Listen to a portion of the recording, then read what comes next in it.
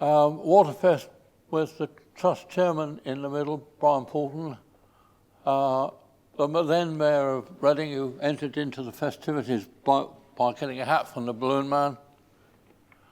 And he and his wife got on a trip round the Waterfest site.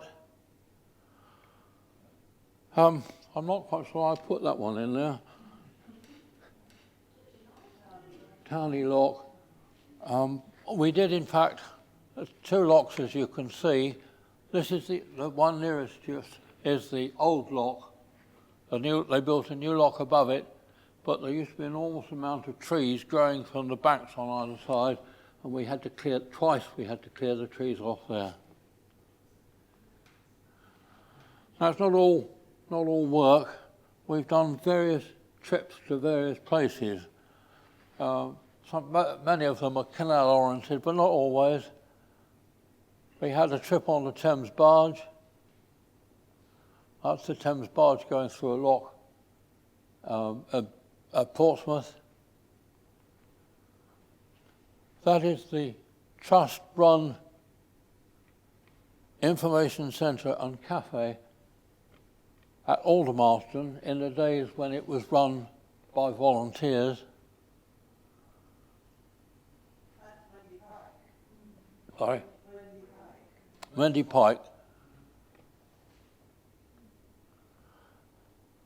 The outside, what you can't see there is the garden, which is on the extreme left-hand side, which was properly dug and flowered, and we had a lady who was very keen on gardening who brought a lot of plants in there. Unfortunately, it's all gone to seed again. People have merely stopped there to get a bite on the way. Now that is we had a meeting to celebrate the 50th anniversary of Reading Branch. It just so happened that we met on a Friday, and the date of our meeting was exactly 50 years from the date of the original one. And we decided that we ought to celebrate the fact. That's the cover of the butty. Unfortunately, we can't, it doesn't show up very well like this, but up in the top corner are the 8 people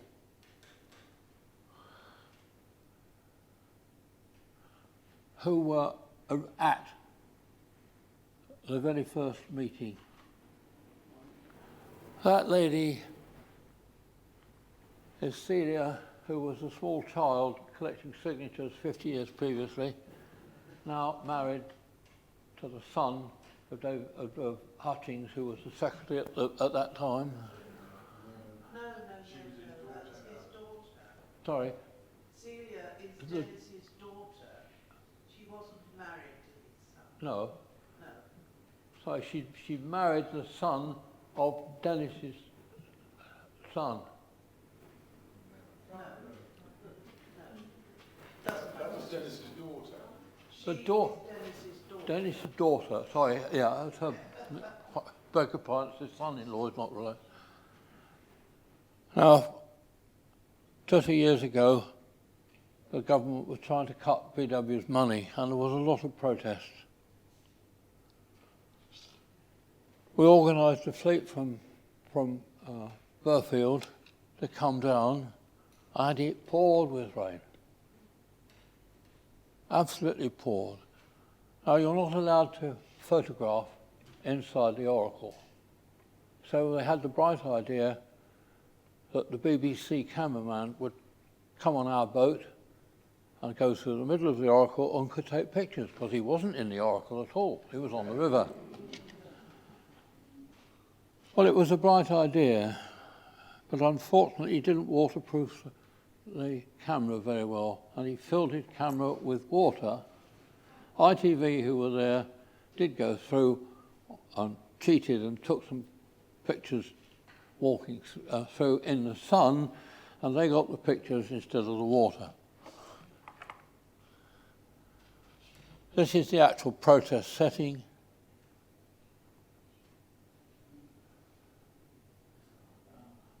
We've got both local MPs on the boats and Sir Anthony Durant there. And then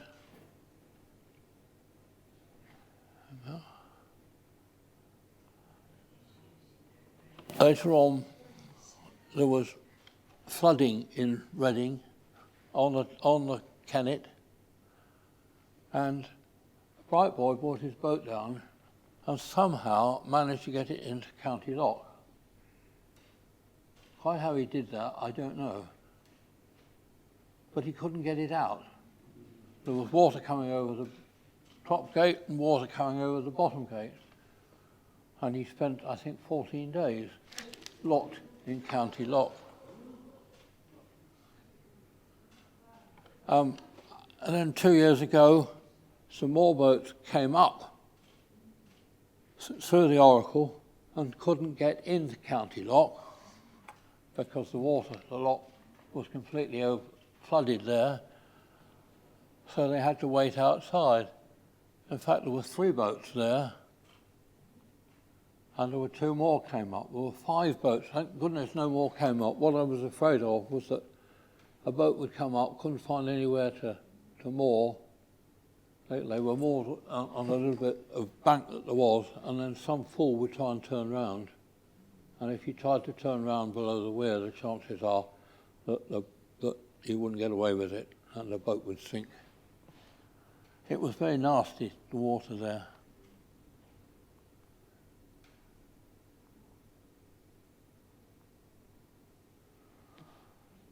That was the water level a little nearer home, Fobney Lock. Now, you can see there the water is nearly up to the level of the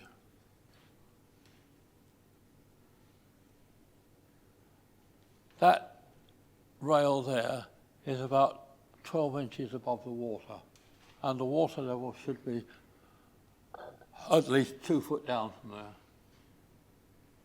When we came back from the protest meeting which you saw earlier, the lock looked exactly like that. We couldn't use that landing. Fortunately, there was a bit on the other side which you can use, and we managed to get through the lock. The bit on the other side, was the only place you could use at one time? That's right. And the reason was that weekend, this was when Kate Bush's weir broke down. Kate Bush had a mill house, and BW assumed that Kate Bush owned the weir. Unfortunately, Kate Bush's lawyers had a look at the agreement and told BW, sorry, it is your weir. And BW had to mend the weir themselves. They don't know how someone had ever sold the mill without selling a weir with it, which is most unusual. But I think Kate Bush was quite pleased. And the water level, when it went up, sank one of the boats at Burford Island, and the owner is sitting somewhat disconnectedly looking at it. Norman Briggs. On a happier note, the Mayor of Reading, Fred, on our boat, coming round to open up.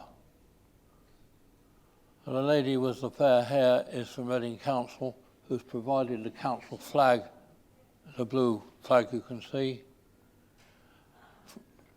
Fred Pugh making his speech, removing the flag. We named Blake's Wharf. This is right underneath the what was the biscuit factory area, and would have been a genuine wharf, I think, for the biscuit factory, but 100 years or more before was actually used as a wharf for normal trade functions 100 years ago. When we managed to find a map in the local library identifying it as Blake's Wharf, if you look at some of the published books about the Kennet, they attribute Blake's Wharf to much nearer Blake's Lock.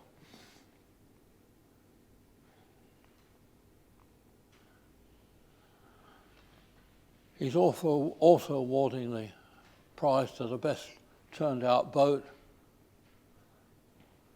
and you'll see some ducks there for the duck race. The winning duck has just been caught